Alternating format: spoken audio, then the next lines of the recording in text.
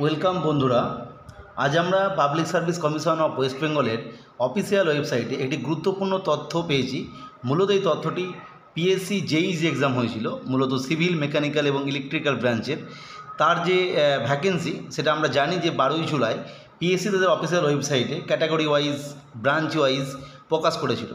সেখানে আমরা প্রতিটি ব্রাঞ্চেরই যে ক্যাটাগরি ওয়াইজ যে ভ্যাকেন্সি সেটা আমরা পেয়েছিলাম। কিন্তু আজকের ডেটে যে একটা অ্যাডেন্ডাম প্রকাশ করা হলো, দেখতেই পাচ্ছেন কলকাতা 23 জুলাই 2024 এবং মেমো নাম্বার হচ্ছে 130 PSC/1।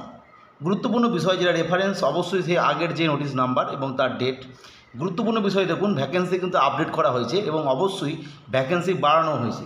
দেখতেই পাচ্ছেন যে updated vacancy report as reported by Sundarban affairs department, vacancies with category wise breakup till date for civil engineering branch. অর্থাৎ আমরা বুঝতেই পারলাম এই মুহূর্তে সিভিলের যেটা পিএসসি যেই সিভিলের ক্ষেত্রে ভ্যাকেন্সি কিছু বাড়ানো হলো, আপডেট করা হলো এবং গুরুত্বপূর্ণ বিষয় দেখুন এবং তার যে ব্রেকআপ সেটাও কিন্তু দিয়ে দেওয়া হয়েছে। এবং দেখতেই পাচ্ছেন যে ডিপার্টমেন্ট থেকে মানে রিপোর্টটা ভ্যাকেন্সি রিপোর্ট করা হলো এবং আপডেট করা হলো, সেটা হচ্ছে সুন্দরবন অ্যাফেয়ার্স।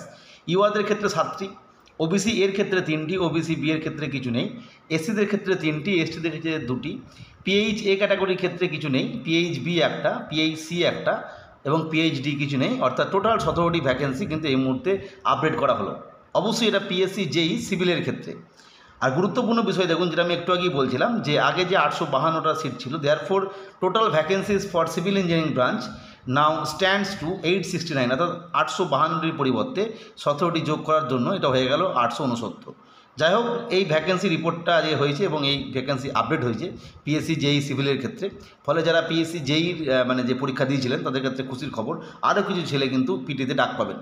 যাই হোক, এই ধরনের আরও আপডেট পেতে আমাদের চ্যানেলটিকে অবশ্যই সাবস্ক্রাইব করে রাখুন। আজকের ভিডিও দেখার জন্য প্রত্যেককে অসংখ্য ধন্যবাদ।